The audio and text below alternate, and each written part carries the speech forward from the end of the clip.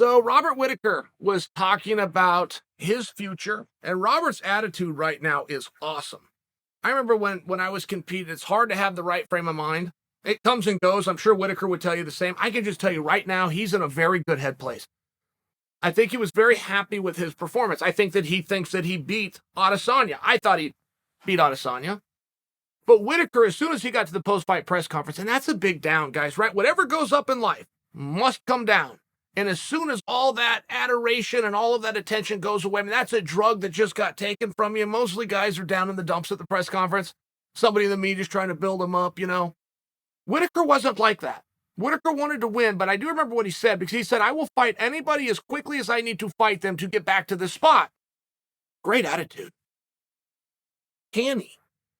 And that was just the night that it ended. So I'm going back 2 weeks post-fight press conference and telling you a quote that stood out for me, because I remember thinking, wow, what a great spot he's in. But now he came out as recently as today, and he said a third fight with Adesanya is inevitable. Is it? You never want to take a guy's motivation away. The sport's hard enough. And if you're a fan or you're covering the sport in some fashion and you do anything that takes a guy's drive away, you're a dick. I wouldn't do that. To get to fight number 3 when the first 2 was the same outcome is extremely rare, but it's also problematic. If you go to fight 3, I mean, it's like rock, paper, scissors. Oh, let's play again. Rock, paper, scissors. Let's play again. At some point, you're going to beat me. If they do this fight enough, at some point, Whittaker's going to win. What if he wins number 3? Do you see where that's problematic?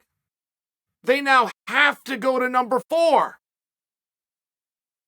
Who wants to see that? And it's very tough. In Whittaker's spot, it's great that he's motivated. Whittaker needs to have a plan. Colby came out doing the same thing as it pertained to Usman, but Colby had a plan. He knew it wasn't going to be right away. He knew he was going to have to go through some guys to get back to the championship, and then he came up with a best-of-7 idea.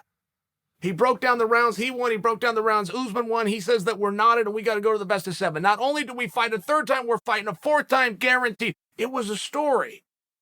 It wasn't the world's greatest plan. That's the one I'm suggesting for you, but Colby had a plan. Whittaker has laid nothing out. So if I'm the decision maker, I look at this the first time, you've got a record attendance of 57,000 people. I am going to give you a second opportunity. When the second opportunity comes around and you don't do any media, you don't build this thing up at all, you've now stabbed me in my back, I am never giving you that third shot. Now, I don't always have a choice. The rankings and the integrity of the sport does play into the decision-making. Whittaker is very clearly the second best guy. Whittaker is the second best guy so clearly that the guy that is now going to get the opportunities last loss was to Whittaker. But how do you put him out there a third time? And the fact that Whittaker laid an egg in the media building up to this fight, that's just not what Whittaker does. I'm really not giving Robert a hard time. Robert didn't go out and work hard the first time, and they did 57,000 live people. He did the same lack of effort this time, but there wasn't 57,000 people, which is a different outcome. So how do you get back to number 3? And that's where I'm telling you, he's going to need a blueprint. Coming out and saying it's inevitable for match 3. Great start. Got my attention. I'm going to tell both my listeners about it. Now what's the rest of the plan? How are you going to get there? Are you going to get there just by keeping the number 1 ranking? Are you going to get there by fighting absolutely anybody? You're going to get there by stopping 3 guys in a row? Or are you going to get there by saying, okay, I think that Sean Strickland's going to be next. Give me Sean Strickland. Paulo Costa's probably getting a rematch since everybody does. Give me Paulo as well. I'm going to beat these guys. I mean, what is the story? What is the plan? I'm open to it. I don't love the idea that just because 2 went against you that you don't get number 3. I'm just sharing for you the history of the sport, right? If you're going to use history as the greatest trajectory to the future and you look back at historically, it doesn't happen. It is about to happen, though. Max Holloway is breaking that rule. Little bit different. Max won the second fight. He lost the decision. I thought Max won both fights and lost both. So it's a little bit different. But Max did have a plan. He stayed in the main event. He beat everybody else. He got Volkanovski's attention. Volkanovski said, let's do it. Dana comes in. puts pen to paper. It's one of those things, but there was a lot of steps involved. And I'm just coming back. I'm not challenging Robert Whittaker. I'm saying, Robert, if we're going to use history, and now we finally have a precedence, the precedence is Max Holloway versus Volkanovski. We now know that we can go to match 3. Here's what Max did to get there. What are you going to do to get there? I'm not throwing rain on Whittaker's parade. I'm asking a question. And if Whittaker can answer that question, me and other people like me will come out and help him. We'll tell the story. It will then the ball's in your guys' court to see, do you like the story? Do you accept the story? We'll let Whittaker know. Whittaker can then pivot and go to another story. But I'm not sure Robert's mind works that way. There is nothing inevitable about him and Izzy happening part 3. In fact, that is so far unlikely. It is anything but inevitable. It is going to take an act of Congress, but maybe you know a congressman. Right? It can be done. Where there's a will, there's a way. It's highly possible, but using the word inevitable in a sport where it has simply never happened before, even the example that I'm giving you of Max versus Volk, it hasn't happened yet.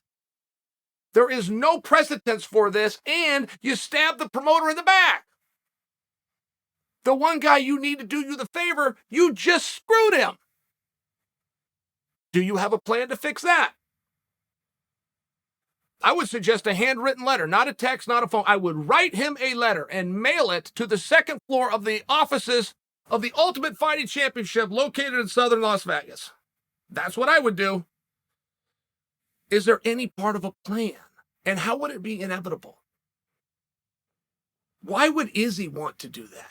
Right? Do you want to play somebody rock, paper, scissors, and you just got to keep playing until they finally win? Great. I beat you 12 times. You beat me 1 time, but can we please be done? It's a very tough spot, and I don't know what's going to happen with Max and Volkanovski. I think Max beat him. So I'm going to pick Max. I think Max is going to beat him the next time. But let's say that I'm right and Max does. Volkanovski did the job twice. 3 times.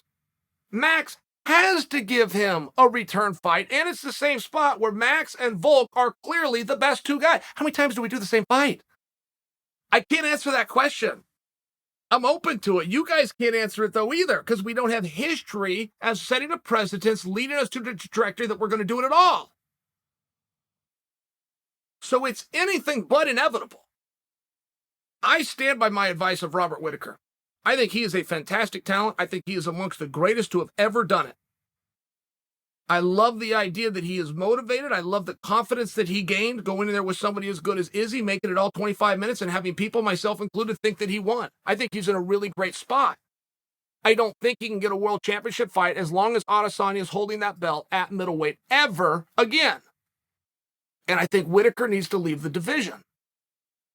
The best thing you can possibly do in this sport, number 1, it's not retirement and come back. That's a good one. But it's not the best. The best to get a fresh coat of paint, to be completely undefeated, is to change weight classes. And Whittaker is a very interesting matchup. Not to mention, if Whittaker, just give you an example. Whittaker announces, I'm going 205 and I'm going after Blachowicz right away. Whoa. He's going to get that fight.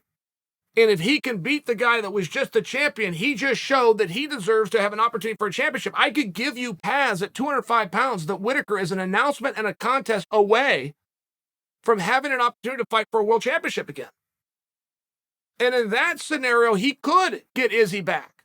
If Whittaker goes to 205 and grabs the belt and they want to do a champ thing, we're having a whole different conversation. We're going to do it at 205, but we're having a totally different conversation. That's a path. That's a plan. What is yours, Rob?